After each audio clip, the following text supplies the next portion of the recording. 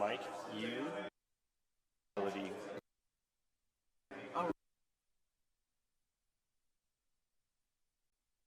Yes, ma'am. That's all. Yes, ma'am. It'll No, tell you.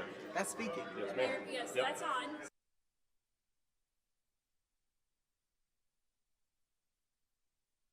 I know my time stuff, they just push it.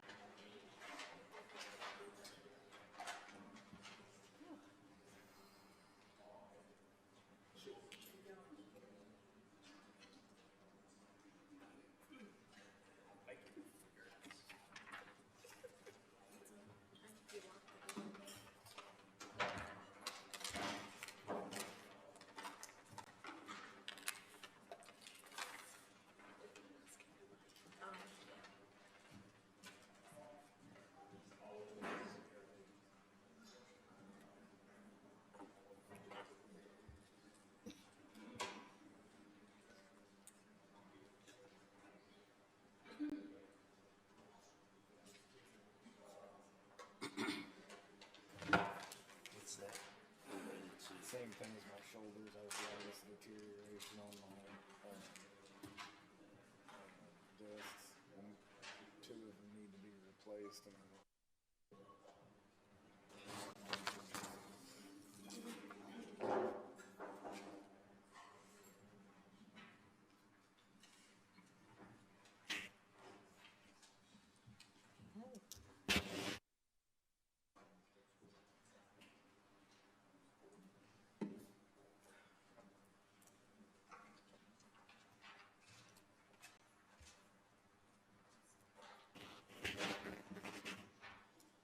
Good evening, everyone.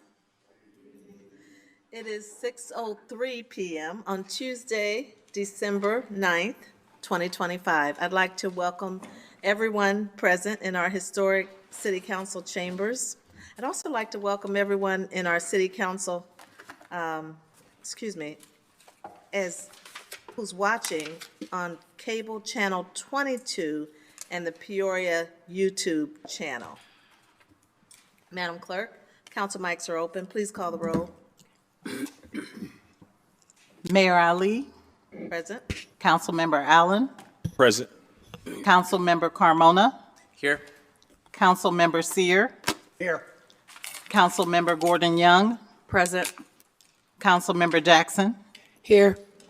Councilmember Kelly, here, Councilmember Euler, Here. Councilmember Riggenbach, Here. Councilmember Velpula, present, Councilmember Vespa. here. Madam Mayor, we have a quorum present. Excellent. Everyone is here. This is our final meeting of, City Council meeting of 2025, and we have quite a full agenda tonight. Everyone, please join me and stand for a moment of silent prayer or silent reflection, followed by the Pledge of Allegiance.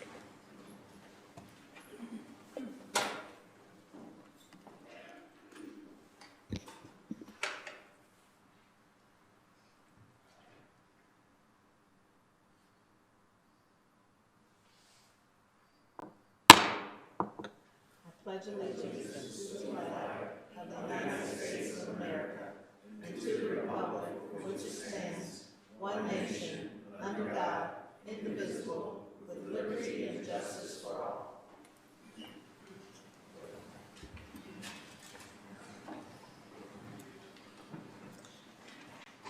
Madam Clerk, We are at proclamations. we have one proclamation tonight, and it is the 125th anniversary of Family Corps. I'd like to ask Family Corps' CEO, Ann Lading Ferguson, Family Corps' Chief Program Officer, Ron Tyler, Family Corps' President of the Board of Directors, Todd Hasty, and Family Corps' first Vice President of the Family Corps Board of Directors. First Vice President. Thank you all for joining us tonight. Whereas originally known as Associated Charities and Philanthropies, Family Corps has been dedicated to its central vision of strengthening families for a stronger community for 125 years.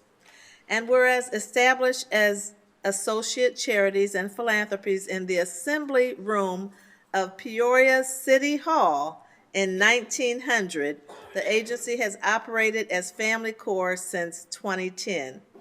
It has also been known as the Family Welfare Association of Peoria, Child and Family Services, Counseling and Family Service, and Counseling and Family Services. I remember all those names. No matter the name, Family Corps has consistently evolved to meet the needs of families while remaining rooted in its founding values. And whereas Family Corps provides services to 19,164 clients and families every year, the agency works with schools, the court system, and other social service agencies to connect counseling, intervention, preventative education, and other support services such as assistance with adoption and foster care, single-parent services, and youth outreach.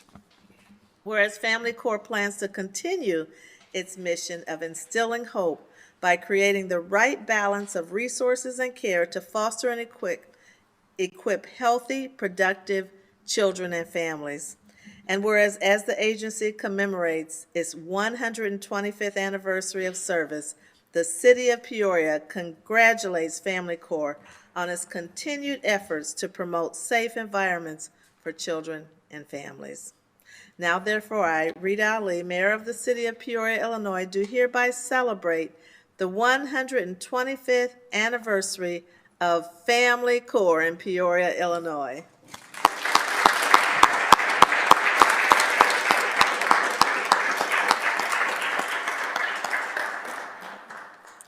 Mayor Ali and council members, we want to thank you on behalf of Family Corps, the Board of Directors, and all the employees for recognizing this wonderful anniversary that we have. But it started here in this building, which we really appreciate, not only the visionary leaders in the 1900s, but the visionary leaders that are still here today, this evening, and all of you seeing the needs in the community. So thank you for the partnership.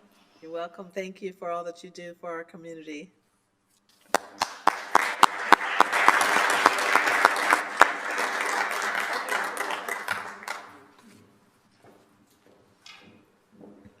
Madam Clerk. We are at the approval of the minutes. Councilmember Riggenbach. Thank you, Madam Mayor. I move to approve the minutes of the joint city council and town board meeting held November 18th, 2025 as printed. Seconded by Councilmember Kelly.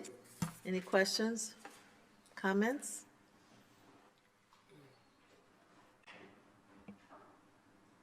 Please cast your ballots.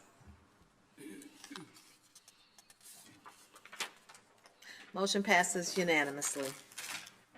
Madam Clerk. We are at the township portion of the agenda.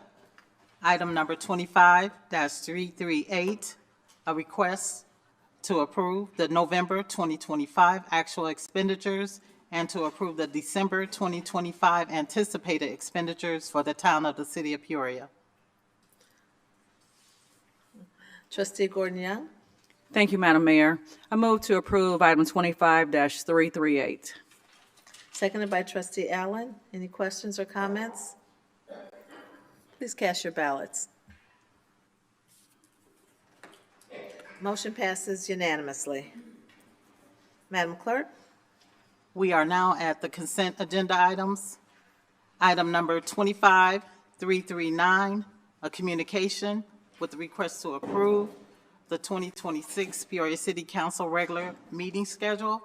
Item number 25340, a communication with the request to approve the release of the remaining city debt owed by the Expedition Gardens. 25341, a communication with the request to approve a 2-year charter extension for the Joint Commission on Racial Justice and Equity. 25342, a communication with the request for the following. A, approve a change order with J.C. Dillon Incorporated for the 2023 drainage repair contract in the amount of $1 million. And B, approve a 1-year extension of the 2023 drainage repair contract with J.C. Dillon Incorporated. Item number 25-343, a communication with the request to approve a contract with Government Consulting Solutions to serve as the city's lobbyist in the state of Illinois in the amount of $7,500 per month, and to authorize the city manager to execute the necessary documents. Item number 25-344, a communication with the request to authorize the city manager to execute the collective bargaining agreement negotiated between the City of Peoria and Mechanical Systems Maintenance, Local 353, from December 1st, 2025 through November 30th, 2029. Item number 25345, a communication with the request to approve program manager services through December 31st, 2028 for the following. A, an agreement with Hanson Professional Services and the amount not to exceed $1,250,000 for Transportation Program Manager Engineering Services. B, an agreement with Millennia Professional Services of Illinois and the amount not to exceed $2,625,000 for Construction Program Manager Engineering Services. C, an agreement with Mead and Hunt, an amount not to exceed $2,750,000 for Sewer and Combined Sewer Program Manager Engineering Services. D, an agreement with Foth Infrastructure and Environmental, LLC, an amount not to exceed $1,250,000 for Solid Waste Program Manager Engineering Services. And E, an agreement with HR Green Incorporated, and the amount not to exceed $2 million for the Stormwater Program Manager Engineering Services. Item number 25-346, a communication with the request for the following. A, adopt an ordinance approving a business district plan for the City of Peoria, Glen Hollow Business District. B, adopt an ordinance designating the Glen Hollow Business Development District. And C, adopt an ordinance imposing a retailer's occupation tax and a service occupation tax in the Glen Hollow Business Development District. Item number 25-347, appointment by Mayor Ali to the Sister City Commission with a request to concur. Jarrell Glass, Angela Weck, Abigail Appleton, Timothy Doyle is a reappointment. And that concludes the consent agenda items. Thank you, Madam Clerk. Are there any items to remove from consent? Councilmember Allen? No, it's all good. Thank you, Madam Mayor. I would like to pull agenda item 25-341, please. Can you repeat that again? Agenda item 25-341. 341, okay.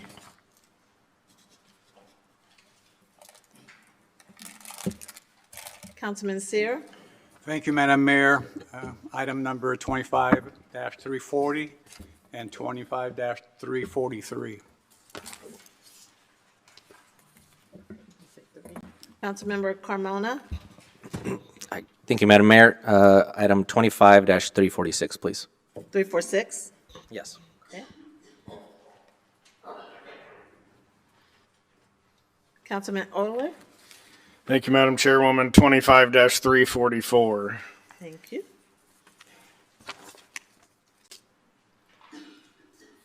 Okay, can I get a motion to approve the other items? Moved by Councilmember Euler, seconded by Councilmember Jackson. Any questions or comments? Please cast your ballots. Motion passes unanimously. Okay, Madam Clerk, here we go. 25-340, a communication with a request to approve the release of remaining city debt owed by Expedition Gardens Incorporated. Councilmember Seer. Thank you, Madam Mayor. Mr. Manager, welcome back. I hope you're doing very, very well. Thank you. You don't look any better, but hopefully you feel better. Sorry, sir. It's cold outside.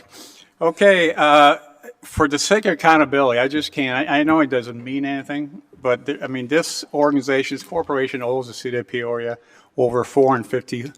$225 is the what they owe us, I believe, and $225 is penalty or interest on what they owe us, something like that. But anyway, I know it doesn't mean anything, but I can't vote for this and just sweep it under the carpet. So I'm a no for this. I don't know if we need any motion or anything like that, but I don't know what you can say, Mr. Manager, about this, but.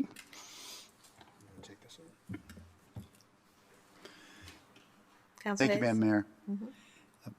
Councilman, as you know, our the city had the opportunity to acquire this property through a foreclosure process. As part of that foreclosure process, the Exposition Gardens Authority met with the city and the bank and asked the bank and the city to forgive the additional debt. The bank had a $201,000, that's Morgan Community Bank, a $201,000 deficiency judgment out of the foreclosure. And as the council is aware, we perfected our stormwater utility liens. At the time, it was in the amount of about $457,000, but additional stormwater liens accrued after that while the foreclosure was pending. So the total amount of debt is, as you expressed, $400,000, over $480,000. The forgiveness of that level of debt, usually, we would pursue debts like that. But the bank and the city, when we met with Exposition Gardens, were faced with the Exposition Gardens threat that they would appeal the foreclosure. So the bank issued a satisfaction immediately of the outstanding amount of that deficiency judgment. So they released it. And I indicated, because of the timing of city council meetings, that I would just ask the council to forgive that debt. I did share with council that I think that debt's likely uncollectible. Exposition Gardens Authority has no operations. They don't have a place because we're now in possession of the property. And so I shared with the council that perhaps we would be writing this debt off at some point in time in the future, and that I would ask the council to take the same step the bank did and recognize the insolvency of the entity and write off the balance of the stormwater debt. Thank you, council. And that sharing was in a closed session Yes. meeting. So, Mr. Hayes, thank you for the explanation, but I'm not an attorney, but am I incorrect in my thinking that we need to protect this city from people that owe us money and maybe want an opportunity to open another business or serve on some other boards, that if we forgive the debt, they would have a clean slate and be able to do whatever they want? Am I correct in saying that? I think that the council has the discretion to forgive debt or not. And I try to stay away from articulating an answer to a should question. It is a difficult decision for the council to make whether to forgive debt or not. I do think that at some point in the future, I'll be faced with the prospect of advising council this debt's uncollectible, but, and taking care of this now would clean things up, but that's within the discretion of council. I move not to forget the debt until you have to take those legal steps.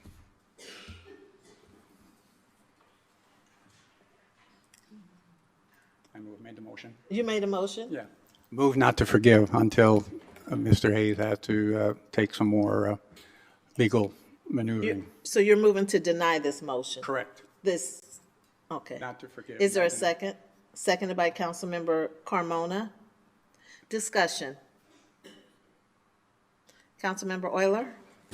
Thank you, Madam Chairwoman. From a practical and fiduciary standpoint, the debt is uncollectible, and so while I understand the idea that you're protecting the taxpayer by leaving it in place, you're actually costing the taxpayer money because now the legal department will have to continue to pursue this action, not just in staff time, but in financial, legal fees and court cost, to then at some point come back again and ask us to write it off. So financially, it makes no sense whatsoever to maintain the debt on the books. From a pragmatic standpoint, this was an organization that was created for the benefit of the public. And to me, it's really a slap in the face that we took the land and now we're going to tell a body that was created for the public benefit, that we're going to hold this on top of your head as well. It makes no sense to me whatsoever to deny taking this debt off. And so I'll be voting against the motion. Councilmember Kelly? Thank you, Madam Mayor. Mr. Corporation Counsel, what happens if we do not, what happens to this entity if we do not forgive the debt?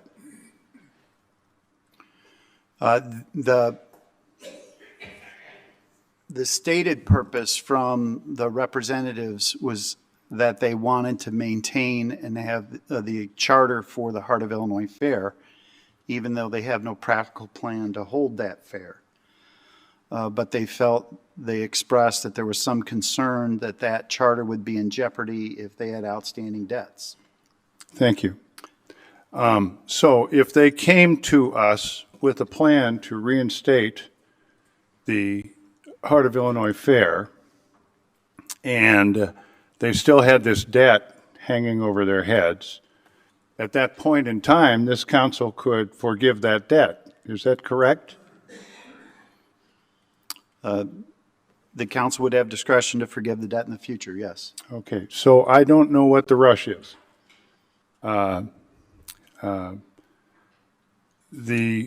It seems to me that sometimes we get into things like this and there are ramifications of it that we're not familiar with.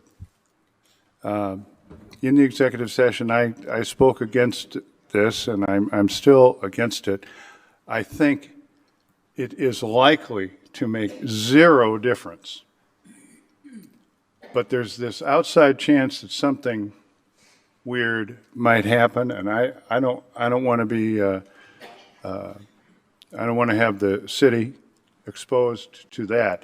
If they want to come back and they say, we've got a plan to redo the Heart of Illinois Fair, we can act at that point and that would be fine. At this point, if we do nothing, nothing changes. So I will be supporting the motion. Okay, Thank you, Madam Mayor. you're welcome. Councilmember Allen? Thank you, Madam Mayor. Corporation Counsel Hayes, can you speak to the original agreement that was approached to Expo Gardens that ultimately they didn't act on, but wasn't the debt being leveraged in that agreement originally? It's in June, we had a letter of intent executed with Exposition Gardens. The basic tenets of that, or elements of that agreement, was that the Exposition Gardens would sell the property to the city for the city satisfying the Morton Community Bank mortgage. And the city had negotiated a discounted amount for that. And then the city would forgive the outstanding stormwater utility debt, which is the debt that we are, that the request is to forgive that debt. So that deal that was struck in June was never perfected because since June, to my understanding, the Exposition Gardens Board has not met and never took action on the documents that would have allowed us to proceed with that transaction. So the bank went through with the formal foreclosure, and we then, as you know, came back to the council to obtain approval for a mechanism to allow the city manager to bid at the sheriff's sale. So that's how we ultimately acquired the property. The cost of that was about $75,000 more than what the city had originally agreed with through the letter of intent and the bank to acquire the property for. Thank you for that explanation. So originally, when we made our initial proposal, we were already prepared to void the debt. And so I think now to continue holding this debt over Expo Gardens or whoever still represents Expo Gardens, I think at this point really doesn't make a lot of sense. The old adage, you can't squeeze blood out of a turnip. I mean, unfortunately, Expo Gardens, which, as Councilman Euler said, was a quality of life opportunity for our community, but the last several years have gone on tough financial times. And if they are able to resurrect the fair in some capacity, the chances of them doing it in the city of Peoria are honestly slim to none, considering the acreages they would need to execute a fair. So I think it's best at this point, and I know there's a lot of feelings about the particular property at Expo Gardens and them losing it and us taking it over and now looking to convert it into single family housing. But I think it's best for us to shut this chapter. There's a lot of emotion involved in this. And I understand the business case in this and possibly creating a precedence. And I know that the stormwater utility fee is always a point of contention, especially in the Allen household when we get that bill every 4 months.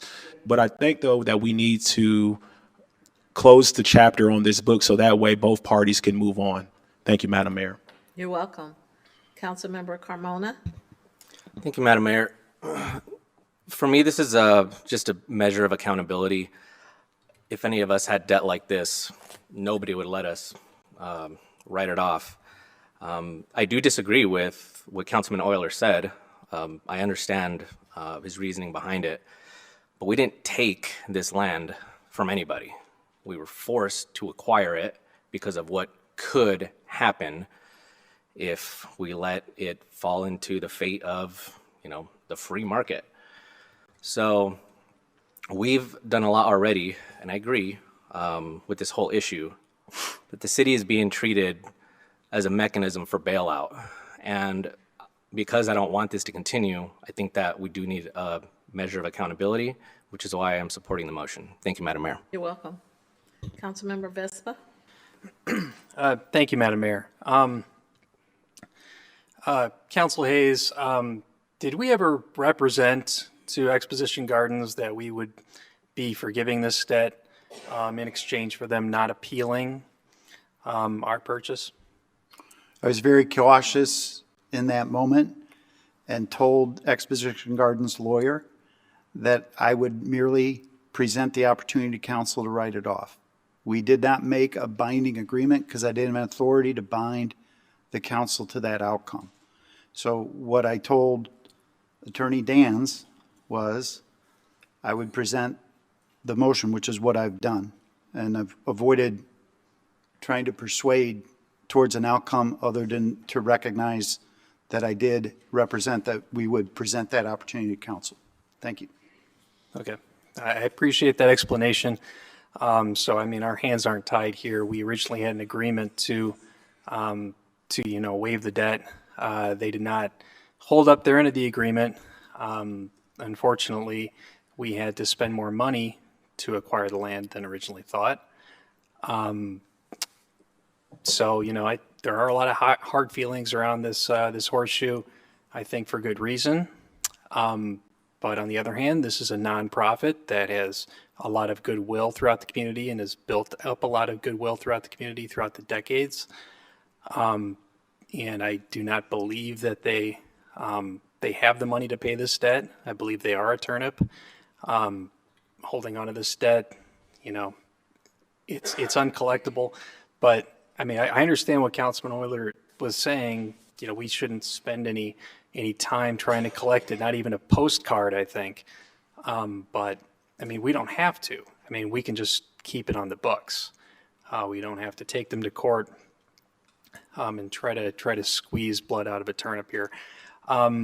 So, I mean, I'm not sure that they've been good faith actors.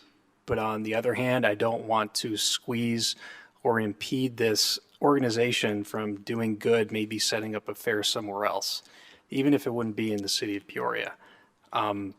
Ultimately, I don't see the impetus for us to waive the debt. I don't see how it's in our best interest. So I think I will support Councilman Sears' motion. Thank you. Welcome. Councilmember Euler? Thank you, Madam Chairwoman. I would just like to clarify Councilman Carmona's comment that we were forced to take. We were not forced to take. We exercised a right and voted to acquire. Thank you. You're welcome.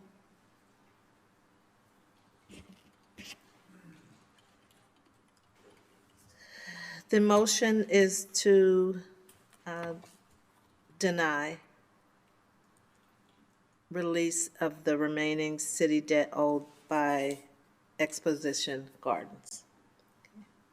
Please cast your ballots.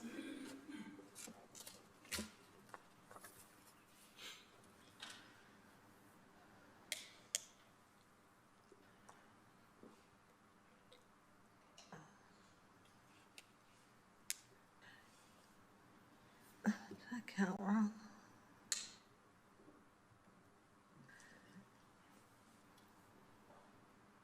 Motion fails 6-5. Voting no, Jackson, Riggenbach, Euler, Gordon Young, Vespa, no, I'm sorry, not Vespa, Allen and Ali. Madam Mayor?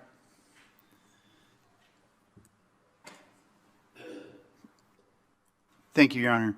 Council Hayes, Part of the problem with having a motion in the negative, pardon me? part of the problem with a motion in the negative is we just didn't do anything just there. So now, I would ask the council whether they want to take action on the request to approve the release, because Right. we'd need a positive outcome for that. So I apologize for that little Absolutely. parliamentary move, but we need either action or no action on the Yes. actual request. Thank you, Your Honor. Yes, you're welcome. Is there a motion to approve? Moved by Councilmember Euler, seconded by Councilmember Riggenbach. Please cast your ballots.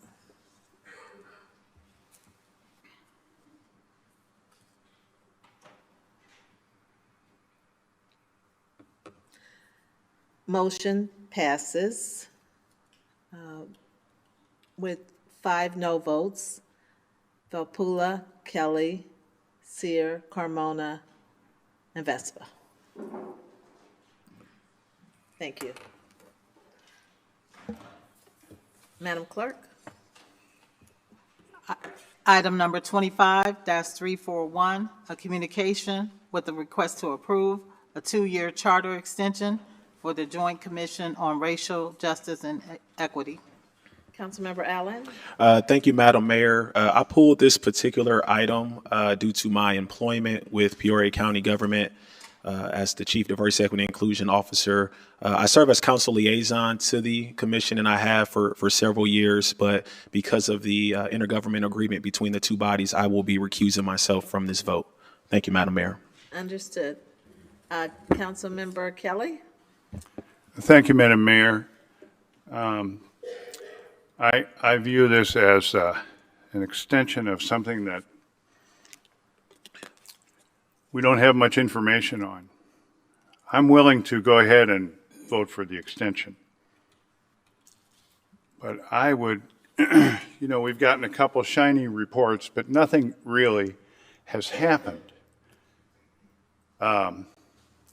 This is, 5 years old at this point, am I right? And we've had 2 reports.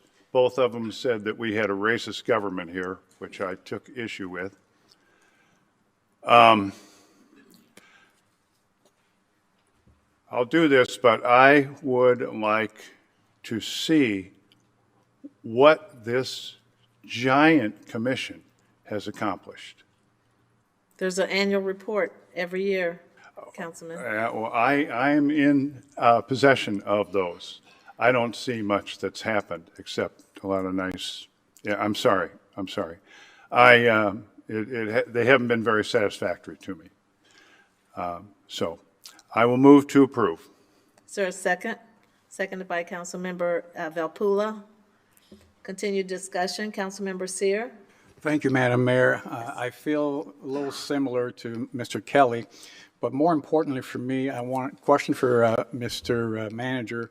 Do we have any financial commitment to this that's tied to this extension?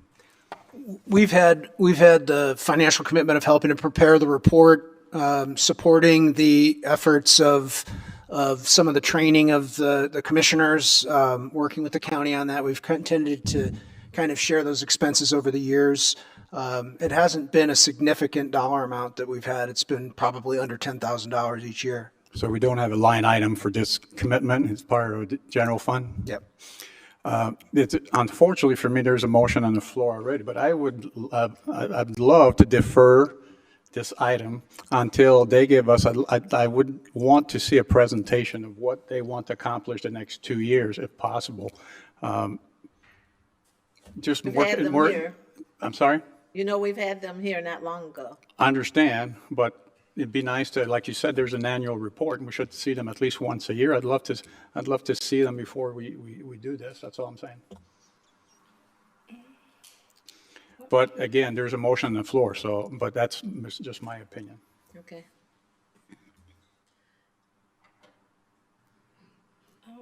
Councilmember Gordon Young.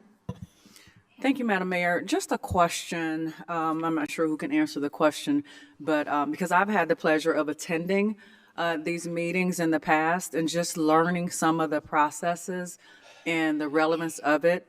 And also, I do recall the meetings and the presentation. I think it's going to be important that council is very, very specific on what you're asking for, because there has been a presentation and I found to be very relevant. So even if you go back to do something different, how do we know that it's going to be what you expect? And also, the second part of that is, have any of you attended any of these meetings to see what they are about? Because I think firsthand, that'll really give you a great idea of the relevance of it. Something to consider if you haven't. So I don't know. So there was a question in there. Are they open? Mm-hmm. I know they are, but I'm just being, making that. They are? Okay, so I'm getting some nods. So perhaps you guys can try to attend, so that way you get an idea of what is happening behind the scenes beyond the really nice paper presentation, which is great, but then also they have come and presented as well. Just a reminder, this is happening. We got to be specific. Otherwise, you're going to constantly, do it over and over and over. And I thought you did a great job to begin with. We got to make sure we know what we're doing. Where are you headed at? Thank you, Madam Mayor. Thank you. Now we have a motion on the floor to approve the 2-year extension of the City-County Joint Commission on Racial Justice and Equity. Please cast your ballots.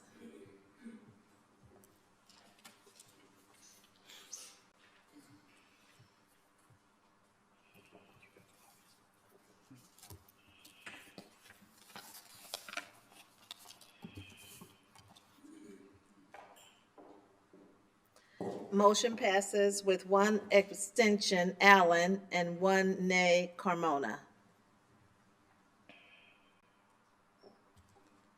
Madam Clerk? Item number 25343, a communication with a request to approve a contract with Government Consulting Solutions to serve as the city's lobbyist in the state of Illinois in the amount of $7,500 per month, and to authorize the city manager to execute the necessary documents. Thank you. Councilman Seer? Thank you again, Madam Mayor. Mr. Manager, I'm not against it. I'm just trying to understand a bit more. Under overview, the communication we get there, 343, talks about they will endorse different issues for us, and they will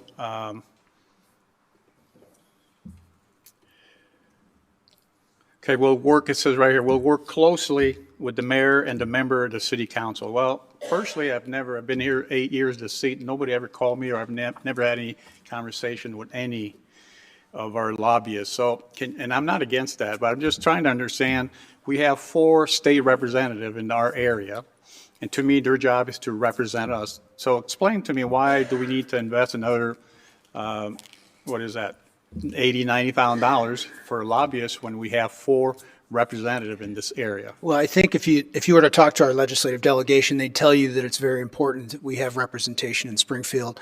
With the thousands of bills that are brought forward every session, it's not often that it's not always the case that our legislators are able to stay on top of everything that's coming that could affect us both positively and negatively, and that having representation in Springfield is very important for us, not only in advocating for specific Peoria positions on legislation or appropriations, but also for being defensive and making sure that we're addressing any bills that may be negative towards the city of Peoria. So those are the reasons why we do that. We can certainly, this is a new firm that has more representation than we've had in the past. We really had 2 firms that were representing us in the last couple of years. So this will provide us more opportunity for them to engage, I think, with the council and talk about that as we go forward with this new set of lobbyists. And I do think that this is money well spent as we look at what we're trying to do to not only protect the city's interest, but to advocate for any kind of funding we can get from the state on our behalf as well.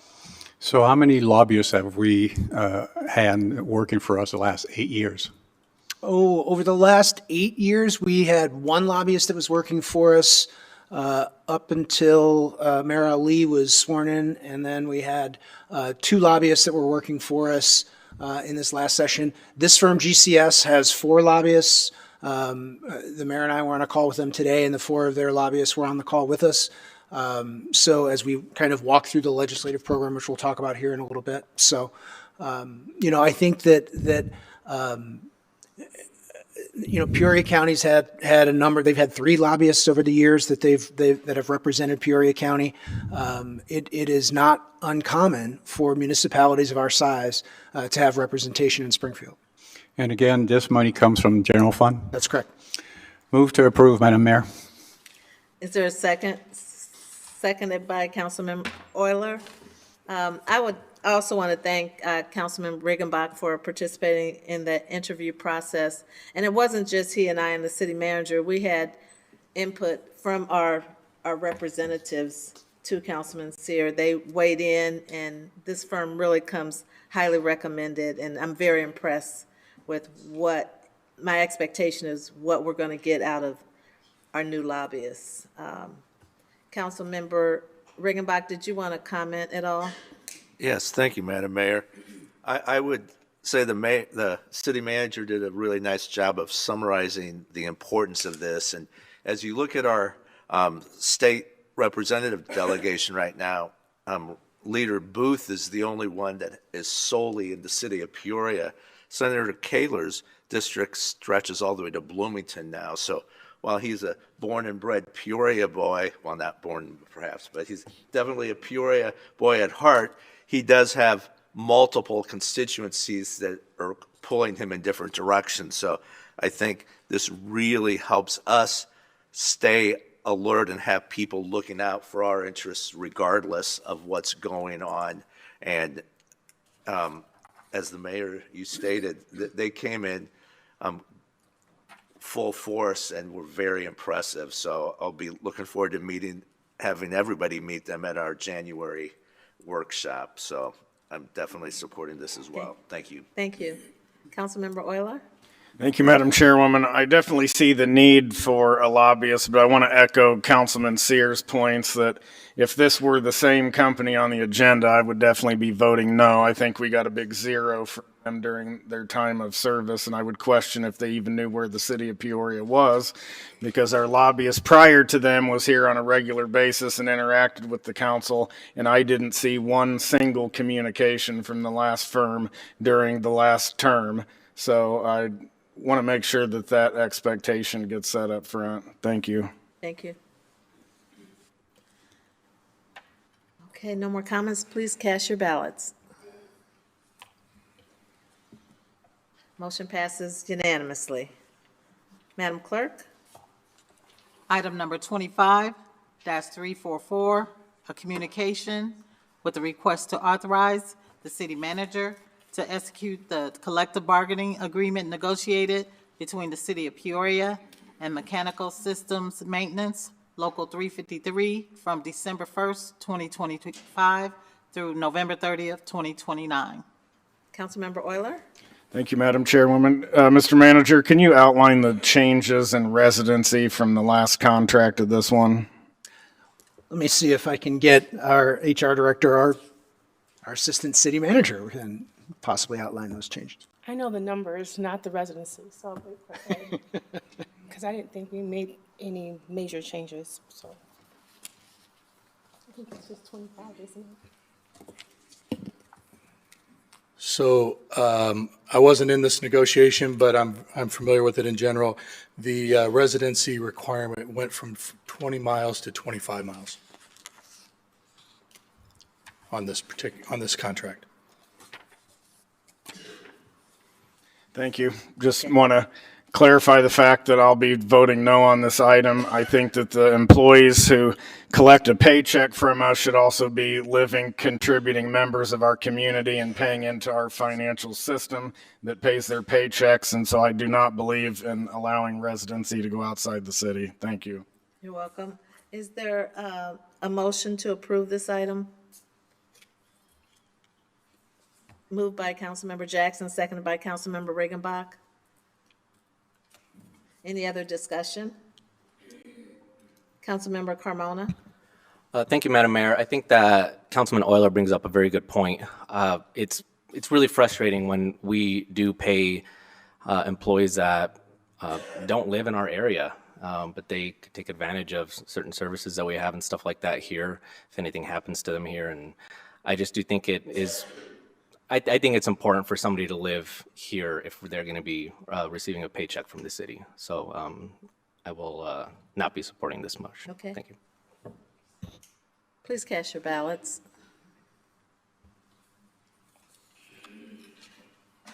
Motion passes with 2 nays, Euler and Carmona. Madam Clerk? Item number 25-346, a communication with a request for the following. A, adopt an ordinance approving a business district plan for the City of Peoria Glen Hollow Business District. B, adopt an ordinance designating the Glen Hollow Business Development District. And C, adopt an ordinance imposing a retailer's occupation tax and a service occupation tax in the Glen Hollow Business Development District. Thank you. Councilmember Carmona? Thank you, Madam Mayor. This will not be a civic speech on that pesky Constitution that I love so much. I do have a serious question about the eligibility study and the verification that staff, how it sifts through that. So my main concern is the eligibility study claims that every plot is blighted. Now, if anybody in the crowd or listening at home wants to Google a blighted house, blighted shopping center, you will see something completely different from what Glen Hollow is. I think objectively, because I drove there through the whole parking lot, walked around all the sidewalks, saw some deterioration in some of the curbs, but by and large, this eligibility study, in my opinion, is a distortion of the truth. I think it's really important that we take studies like this seriously. Otherwise, why have them at all? So, Assistant City Manager, sorry, do we actually go out and drive around and look at the claims from these studies? So, first of all, I would say that we bring in a person, a consultant that has familiarity with our state law, understanding what the parameters are for us to do our evaluation. I will tell you what you see as blight to you may not be deterioration to your eyes, but as it relates to the threshold for what is considered a deteriorable property would be the threshold for which it's the beginning of deterioration. So even though you look at a parking lot and because they're not big giant potholes that your car is being damaged, the fact that if you go to that particular area, the only parcel that has had any modifications or anything done into the parking lot has been Target property only. Once you get beyond that, everything else has not had any type of maintenance done to it in quite some time. If you go to the Best Buy location, you do see some deterioration in that. So no, it's not to the point of where we're too disprepared to have to, I would say, a tear down of a building, but it is at a threshold that would qualify so that we can, be able to mitigate some of those issues earlier so that we can have that area continue to thrive. So the money that is being utilized for this would go back into not just the infrastructure of the building, but the infrastructure of the area. So lighting, any type of road that the city might even own would be able to utilize these funds to be able to ensure that the area is maintained appropriately so that we don't get to a point of deterioration of where we have to look at demolition of property. Thank you for that clarification. A big part of this too is the study claims that this money is obviously going to be used to try to fill some of those parcels in. My concern is like a contradiction because when Best Buy and Party City and that shopping center was full, why then didn't the developer maintain and take care of the property as he's supposed to? I mean, I think that's a very valid question to ask because the citizens, the city, taxpayers don't own this property, but they are being asked to, probably mostly unknowingly, they're going to go in there and get an extra 1% on the bill that they pay in order for this developer to do things that they're already supposed to be doing. So I have a big issue with that, which you all already know. Now, this was on the consent agenda for a reason. I think it has plenty of support around the horseshoe. I know that I'm one of the ones that it's very against this. If this is the will of the council, I believe that we can do better by the citizens of our city.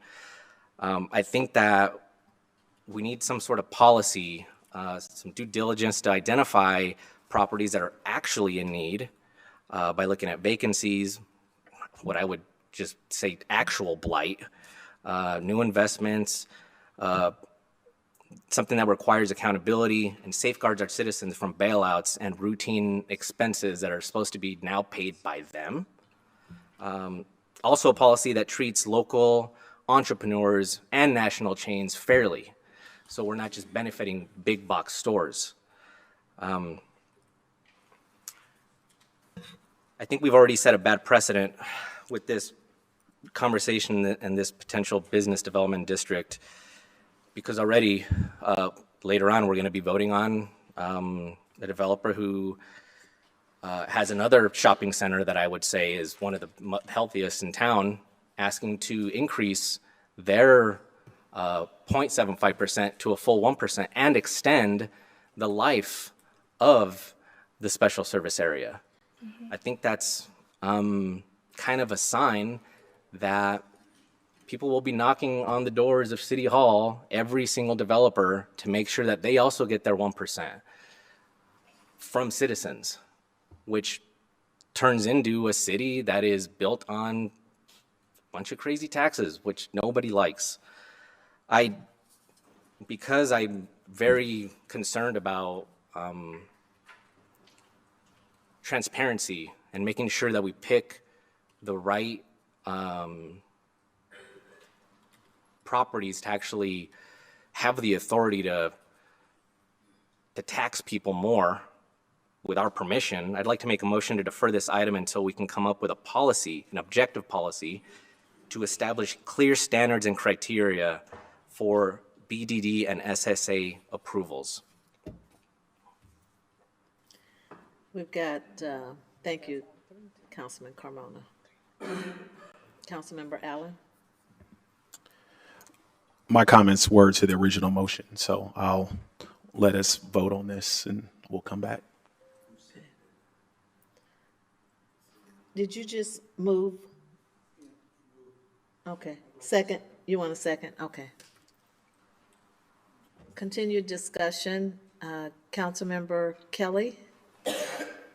Madam Mayor, I had comments on the original motion, not on the deferral. I'll be voting for the deferral, but I'll save my comments until this comes up again. Okay. I'm sorry, I did not hear the deferral. Who made the deferral? You made the deferral. Okay. You seconded the deferral? Yes. Okay, I understand. Okay, we're going to vote on the deferral. Okay, related to the deferral. Thank you. Councilmember Orloy? Thank you, Madam Chairwoman. Keeping my comments to the deferral, I would just say that delaying again, we continue to facilitate the ability to develop this plaza, as there are people looking at this and other plazas in the area for new investment purposes. And I hear on a daily basis the lack of retail in our community, and continuing to push this out and not do the things to allow us to compete with other communities doesn't put us in a seat that allows us to continue to grow our economy. So I will be opposing a deferral. Councilman Riggenbach, did you have a comment? Okay. You're welcome. Councilmember Allen, did you have a comment on the deferral? That I will be I will be opposing the deferral. Thank you, Madam Mayor. Okay. And just a point of clarity, if we do not pass this today, we will have to start over again. So this would have to go through a new process, as we would have timed out this current ability to pass this business development district. Okay. The vote is on the deferral. The motion was made by Councilmember Carmona. It was seconded by Councilmember Seer. Please cast your ballots.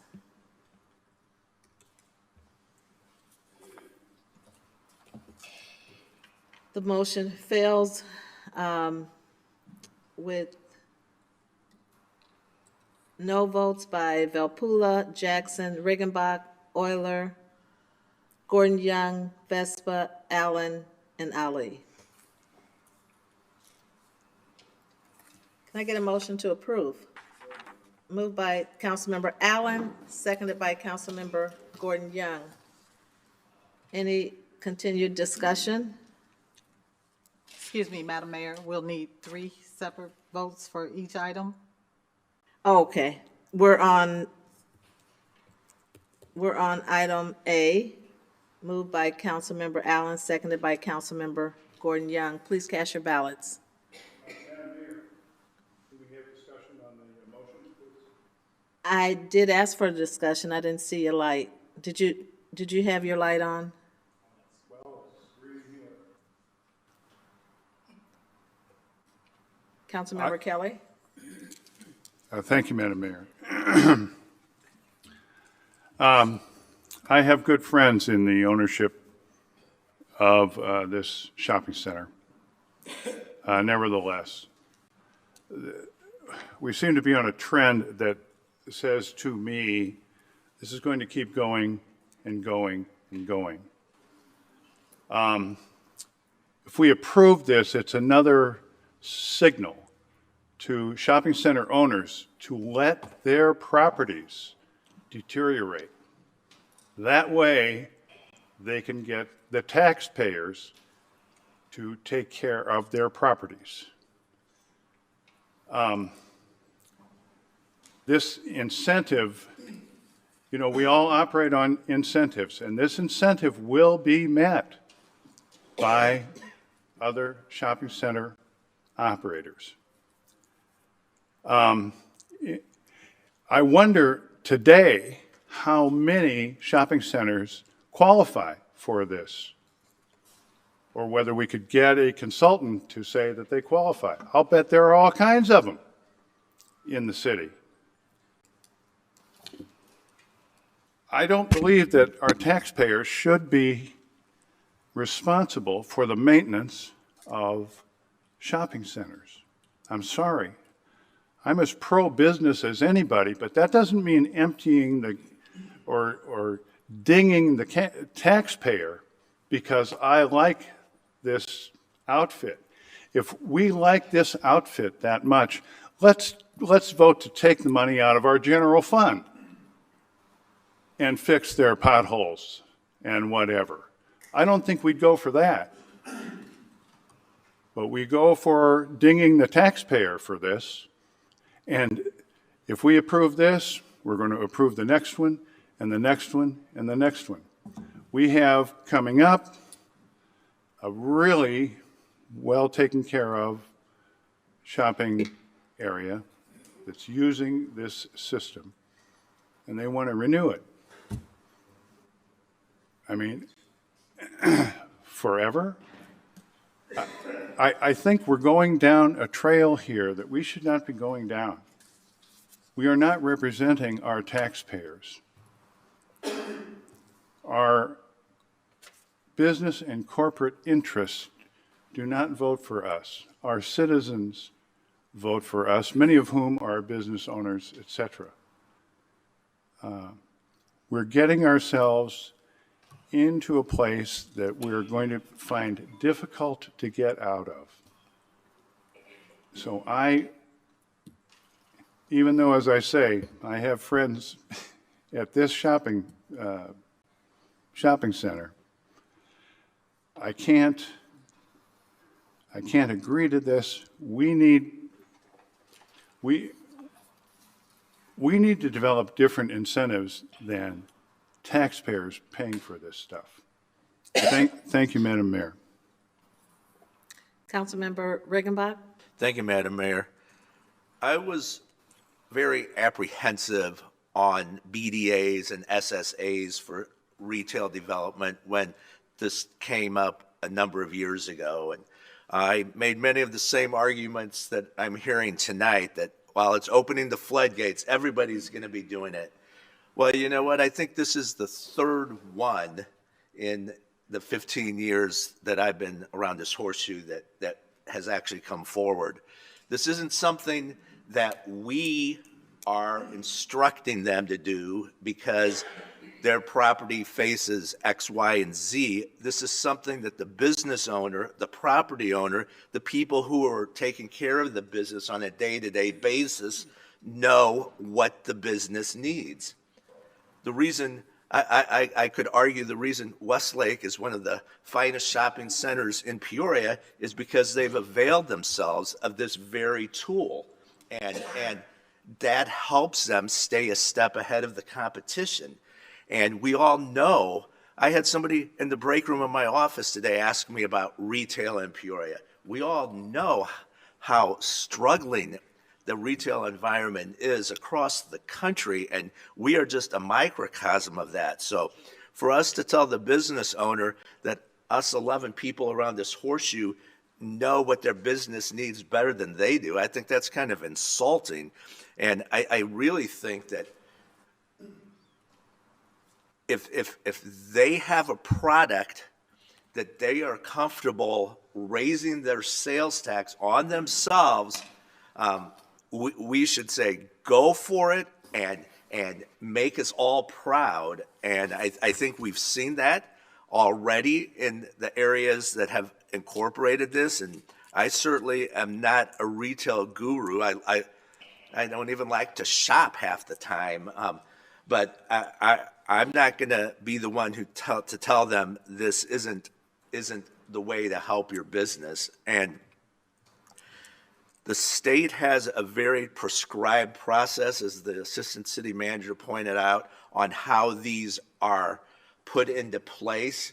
The needs and the definitions, to use the word like blight means something I could name a shopping center in my district that I would like to see improved, but you're not going to have any sales tax revenue from these vacant storefronts, so you have to be proactive, and I applaud the property owner here for having the foresight and a vision for what they want that center to become. So I will be supporting this. Thank you, Madam Mayor. Thank you, Councilman.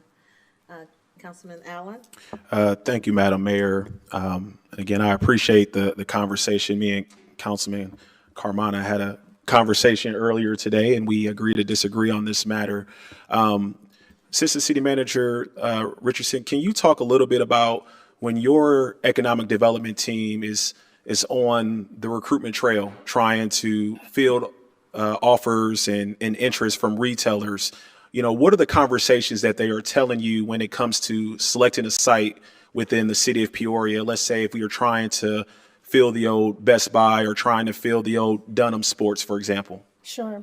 Well, one, I think that there was a request from this council for economic development to be a little bit more active in bringing business into Peoria from the retail standpoint.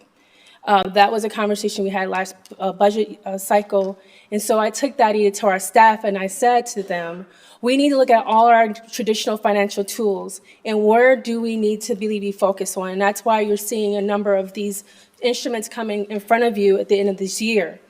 I would say that the Best Buy conversation of the relocation kind of started off this conversation of what do we do when we have a business that the property that is currently at is not meeting its needs, and the costs for that property to adjust to meet those needs are significant enough where the property owner cannot meet the needs because there's still that private entity that we are not involved in. That's the relationship between the business and the property owner.